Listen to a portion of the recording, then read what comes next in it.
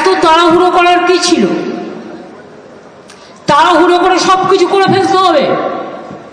আপনি কি একসাথে ব্রেকফাস্ট, লাঞ্চ, ডিনার সব একসাথে খেতে পারেন?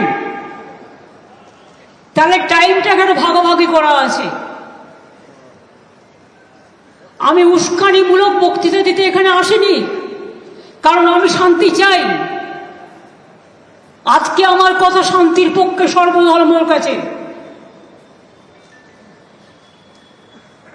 বেঙ্গল যে ওয়াকআপ অ্যাক্ট আছে 1934-এর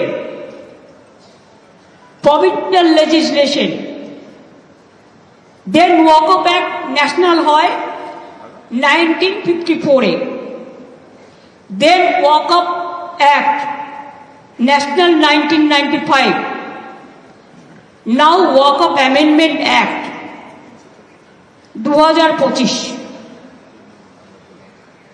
যেটা করেছে রিসেন্ট। আপনারা জানেন ওয়াকআপ বোর্ড কোয়াসি জুডিশিয়াল ফাংশন করে। আমি আমাদের এখানকারটা বলতে পারি, আমার যেমন অধিকার নেই যে কোনো মানুষের ব্যক্তিগত সম্পর্কে, ব্যক্তিগত সম্পত্তির উপর অধিকার করা, তেমনি আপনারও ক্ষমতা নেই কোনো ব্যক্তির সম্পত্তি বা ধর্মীয় সম্পত্তির ওপর আইন মোতাবেক সেটাকে গ্রহণ করা।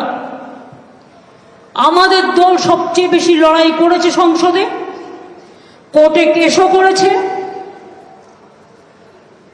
কিন্তু অনেক ক্ষেত্রে দেখবেন এই যে 26,000 টিচারের চাকরি বাতিল হলো একতরফা। বিচারের বাণী অনেক সময় নীরবে নিভৃতে কাঁদে। এটা আমার কথা নয়, রবীন্দ্রনাথ ঠাকুরের কথা।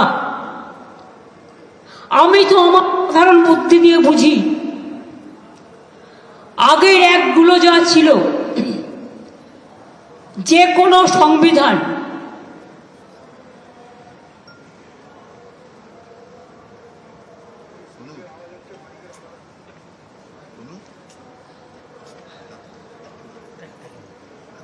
না করুক, ঠিক আছে, আমাদের কোনো অসুবিধা হচ্ছে না।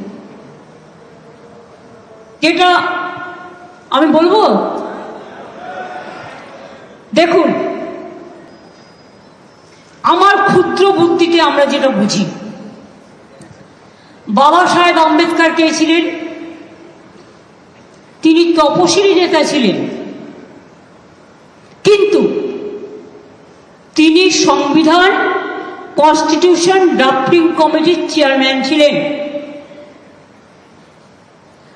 বাবা সাহেব আম্বেদকরের সাথে দেশের সমস্ত জাতি, বর্ণ, সম্প্রদায় যারা আজাদির আন্দোলন করেছিল, স্বাধীনতা আন্দোলনের সাথে যুক্ত ছিলেন, প্রথম সরকারে আসেন, তারা সবাই মিলে এই কনস্টিটিউশনটাকে তৈরি করেছিলেন।